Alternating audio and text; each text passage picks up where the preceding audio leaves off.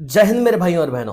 तो देखिए, यदि आपका प्रीलिम्स 10 नंबर से रुक जाए तो आपको उतना दुख नहीं होगा जितना दुख आपको तब होगा जब आपका प्रीलिम्स 2 या 3 नंबर से रुक जाएगा। और यदि वो 2-3 नंबर के क्वेश्चंस ऐसे हो जो कि आपसे आते थे और आपने आपकी गलतियों के चक्कर में उन 2 से 3 क्वेश्चंस को गलत कर दिया हो, जिनके कारण आपका प्रीलिम्स से रुक गया हो, तो आपके भाई मानो सिर पे दुखों का पहाड़ टूट पड़ेगा। जब ऐसी स्थिति होती है ना, तो सामने वाला व्यक्ति डिप्रेशन में चला जाता है कि मैंने अपनी गलतियों के कारण प्रीलिम्स क्रैक नहीं कर पाया, मेंस नहीं लिख पाया। इसका सबसे बड़ा मेन रीजन क्या है पता है? इसका सबसे बड़ा मेन रीजन एग्जाम की प्रैक्टिस ना हो पाना। अब देखिए, जब आप किसी एग्जाम की तैयारी कर रहे हो तो उस सिलेबस को कंप्लीट करना, उस सिलेबस पे कमांड करना और कमांड किए हुए सिलेबस की प्रैक्टिस करना, ये सफलता के लिए बहुत ज्यादा एसेंशियल होते हैं। यदि आप मात्र सिलेबस को कंप्लीट करते हो, बार बार रिवाइज करते हो, तो वो चीज उतनी इफेक्टिव नहीं होती जितना कि आप सिलेबस कमांड करते हैं। सिलेबस में कमांड करना, और वहीं पे जब सिलेबस में कमांड कर लेते हैं तो सिलेबस में कमांड करने के बाद एग्जाम की प्रैक्टिस करना बहुत ज्यादा जरूरी होता है। और एग्जाम की प्रैक्टिस, यदि आपको एग्जाम को क्रैक करना है तो आपको उस एग्जाम का सिलेबस, उस एग्जाम की प्रैक्टिस बहुत ज्यादा जरूरी है, और उसके सिलेबस से कमांड तो उससे भी ज्यादा जरूरी है। और जब तक सिलेबस ही कंप्लीट नहीं होगा तब तक आप कमांड कैसे करोगे? तो मेरा ये मानना है कि बहुत से ऐसे व्यक्ति हैं जिन्हें कहा 4 से 5 नंबर, 2 से 3 नंबर, 1 नंबर, ऐसा उनके जो प्रीलिम्स रुक जाता है। और रुकने का मेन रीजन क्या है? कि वो उनके एग्जाम की प्रैक्टिस अच्छे से नहीं हो पाती। और मैं ऐसा क्यों कह रहा हूँ? क्योंकि देखो, कुछ क्वेश्चंस ऐसे होते हैं ना, कि यदि आपसे जो क्वेश्चंस आपसे आ रहे हैं, यदि मात्र आप उन क्वेश्चंस को गलत नहीं करेंगे तो आपका प्रीलिम्स निकल सकता है। क्योंकि ऑन एन एवरेज 70 क्वेश्चंस, सिर्फ 65 से 70 क्वेश्चंस सीधे सीधे जो आपके सिलेबस से उठ के जाते हैं, डिक्ट टू द पॉइंट उठ के जाते हैं, जो कि आपसे बन जाएगा। और इस सिलेबस के आधार पे 10 क्वेश्चंस ऐसे होते हैं, 10 से 12 क्वेश्चन ऐसे होते हैं कि आप अपने कॉमन सेंस के आधार पे आप सॉल्व कर सकते हो। यदि ऑन एन एवरेज हम बात करेंगे 70 और 10, 80, तो 80 समथिंग क्वेश्चन ऐसे होते हैं जो कि आपके पढ़े हुए से आते हैं।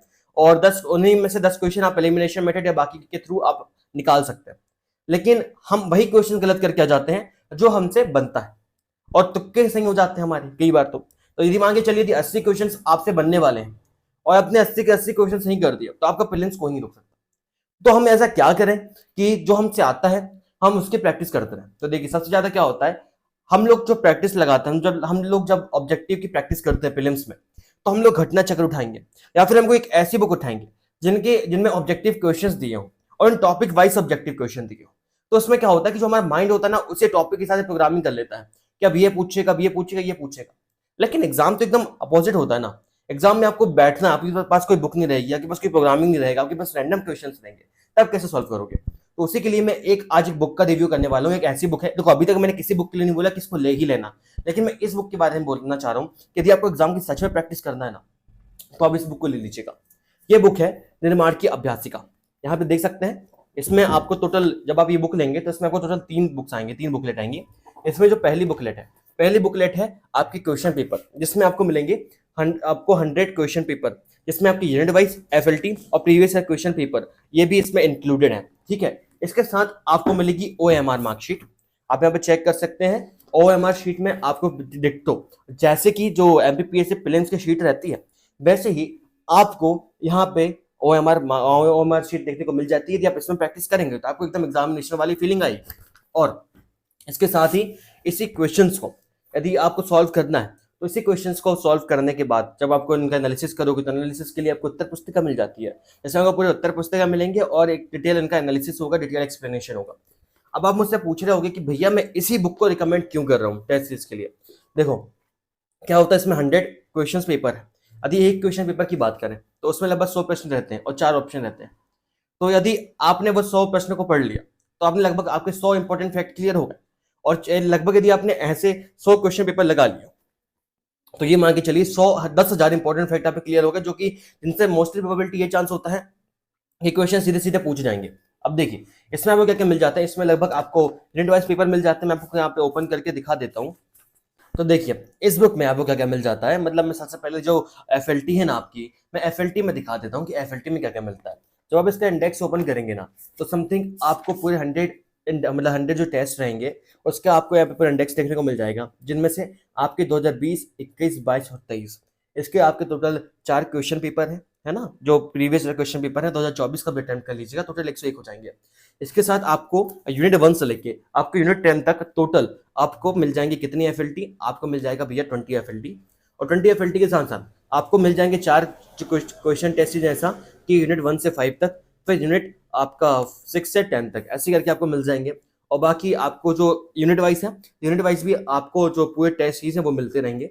अब देखिए प्रैक्टिस इसकी क्यों करना है, सबसे इंपॉर्टेंट चीज ये है कि जब आप जो टेस्ट सीरीज की प्रैक्टिस करते हो तो टेस्ट सीरीज में बहुत सारे ऐसे क्वेश्चंस होते हैं, ऐसे क्वेश्चंस होते हैं जो कि बहुत अलग क्वेश्चंस होते हैं, जो आपके पढ़े हुए से सिलेबस में से नहीं होते, कुछ अलग से होता है।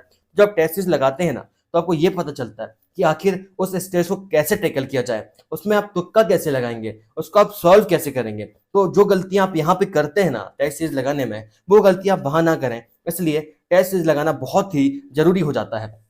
अब यदि मैं आगे बात करूं कि इसको देखो, जो टेस्ट सीरीज होता है, टेस्ट सीरीज लगाने की भी एक मेथड होती है। सबसे पहले बताता हूँ ये जो टेस्ट सीरीज है, टेस्ट सीरीज आपको कैसे लगाना है। सबसे पहले आप क्या करिएगा कि लगभग यदि हो सके, पॉसिबल हो तो आपके लिए, यदि आप स्टूडेंट हो तो यदि आपने लाइब्रेरी ज्वाइन की तो और अच्छी बात है, यदि लाइब्रेरी ज्वाइन नहीं करी घर पे पढ़ रहे हो तो भी ठीक है।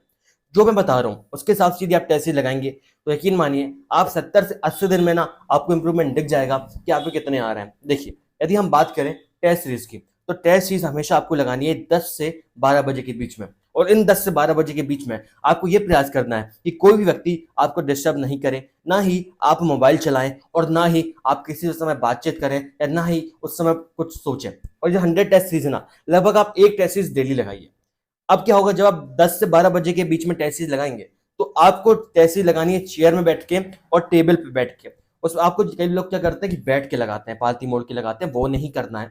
आपको टेबल पे बैठ के लगाना है और चेयर पे बैठ के लगाना है। और ध्यान रहे जो चेयर वो जो आपकी टेबल है और जो चेयर की जो डिस्टेंस है ना, वो उतनी ही होनी चाहिए जितना कि आपको एक ऑर्डिनरी टेबल में देखने को मिलेगी।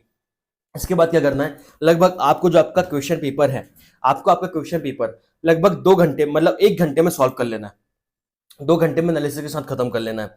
और जब आप 1 घंटे में कैसे सॉल्व करोगे, लगभग आपको मेरे हिसाब से ये जो OMR मार्कशीट है ना, आपको OMR मार्कशीट पूरी फिल करना है। जैसे हम वहां फिल करते हैं name of the candidate, date of exam, अभी आप मन से डाल दीजिएगा कोई भी डेट है ना, फिर अभी तो अनाउंसमेंट होगा तो उसके बाद वही डेट डाल दीजिएगा। रोल नंबर 1 2 3 4 5 6 डाल दीजिएगा, पेपर कौन सा है 1 2, क्वेश्चन बुकलेट सेट जैसा हिंदी इंग्लिश, प्लस यहाँ पर आपको सिग्नेचर। जैसा आप एक OMR शीट को फिल करते हैं वैसे ही आपको इस OMR शीट को फिल करना है। इसके साथ साथ क्या करना है, जब आप लगाएंगे ना तो आपको इस OMR में ही लगाना है, बैठ के लगाना है।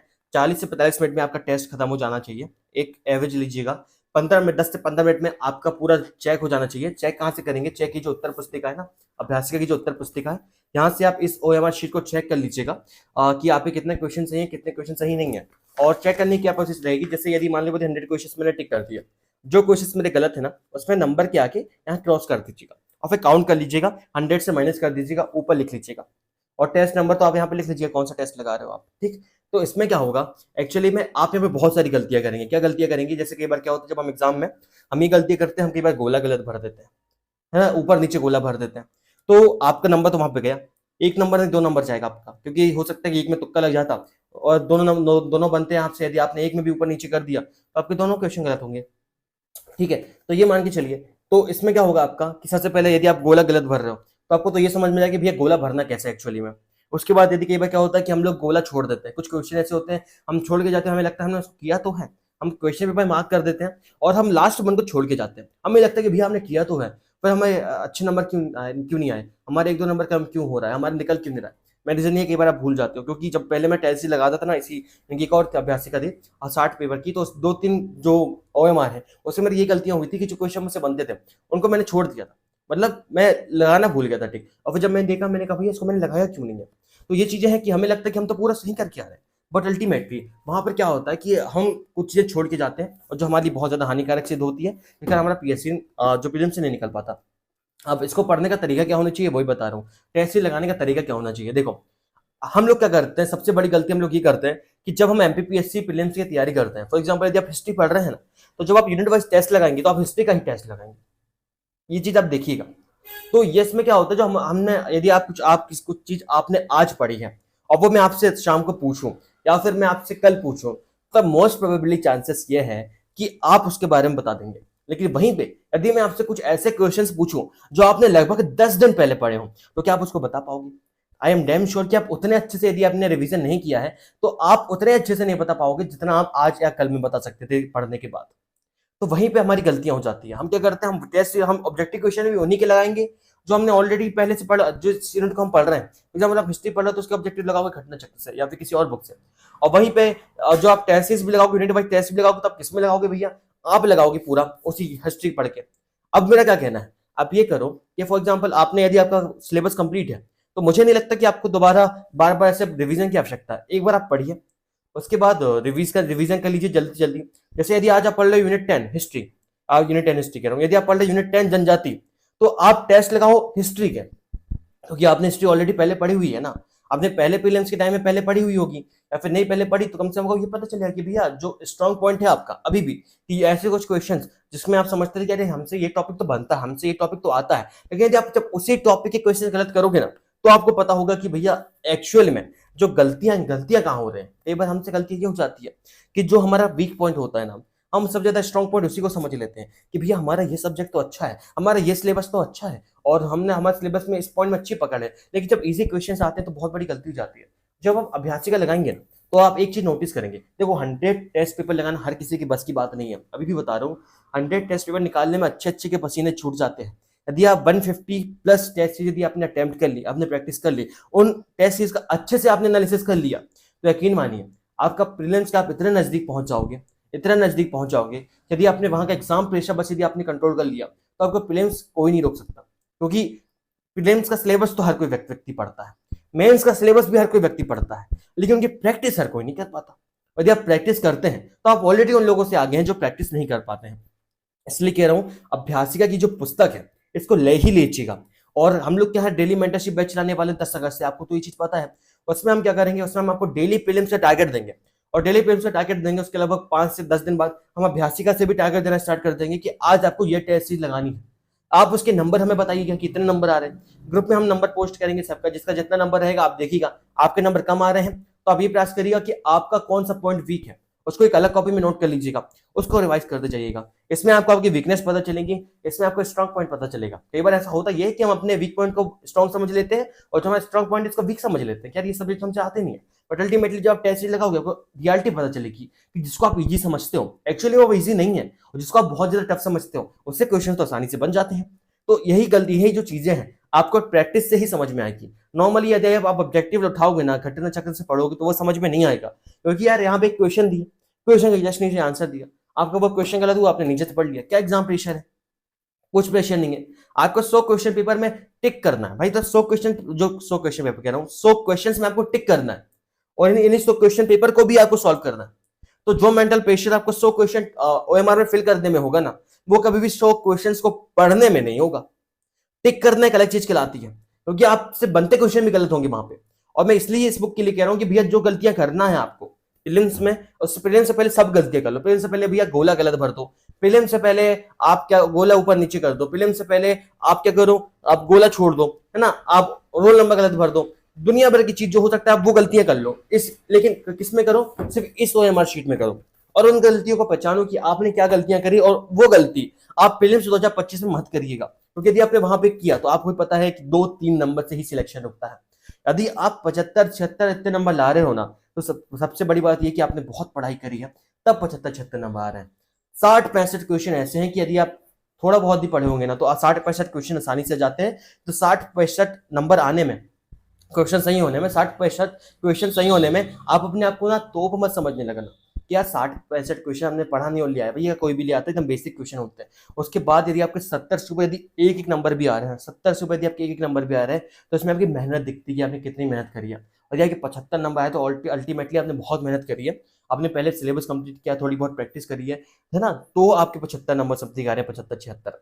तो इसमें क्या करना है आपको, थोड़ा सा भैया और थोड़ी सी मेहनत और करना है, हल्की सी मेहनत और करना है, और इसमें आपको सिर्फ प्रैक्टिस करना है, क्योंकि पढ़ तो लिया है आपने ऑलरेडी। अब बस ये देखो कि आपका स्ट्रॉन्ग पॉइंट क्या है, आपके वीक पॉइंट क्या है, और अपने स्ट्रॉन्ग पॉइंट को और स्ट्रॉन्ग करो, वीक पॉइंट को कम से कम एवरेज पे ले आओ, ताकि जो आपका वीक पॉइंट है वो आपको नीचे गिराए ना। और आप ये ध्यान दीजिएगा कि जो क्वेश्चन आपसे बनते हैं आप इस शीट में गलत ना करें। अब आप कैसा टैकल करेंगे वो आप जानिए। और जो हाउस वाइफ है, जो जॉब कर रहे हैं, है ना, वो उनके लिए भी सेम प्रोसेस है। आपको भी 2 घंटे टेस्ट लगानी है, लेकिन 2 घंटे टेस्ट सीरीज कब लगाओगे, वो आपका टाइम आप मैनेज कर लो। चाहे आप 6 से 8 में लगा लो, चाहे 8 से 10 में लगा लो रात के, चाहे 10 से 12 के में लगा लो, चाहे 12 से 2 के में लगा लो। लेकिन एक चीज का ध्यान रहे, आप टेस्ट सीरीज लगाओगे तो सिर्फ टेबल पे बैठ के इन 2 घंटे में ना आप मोबाइल चेक करोगे ना कुछ चेक करोगे, सिर्फ और सिर्फ आपका ध्यान होना चाहिए टेस्ट सीरीज में। और मैं आपको इस बुक ऑफलाइन आप टेस्ट लगाओगे तो ज्यादा बेहतर है, क्योंकि 100 टेस्ट सीरीज है, 100 टेस्ट सीरीज बहुत ही कम लोग लगा पाते हैं, यदि आप लगा लेते हो तो बहुत नजदीक पहुंच जाओगे।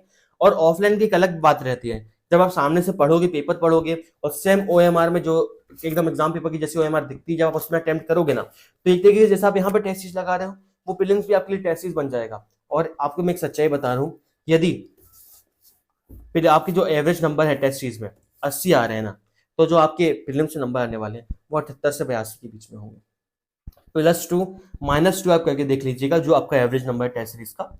यदि आपको मेरी बात, आपको ये लगता है कि मैं झूठ बोल रहा हूँ, तो आप एक काम करिएगा, आप किसी ऐसे व्यक्ति से पूछ लीजिएगा जो टेस्ट सीरीज को अटेम्प्ट करता है, उनके नंबर भी +2 -2 होंगे प्रीलिम्स में।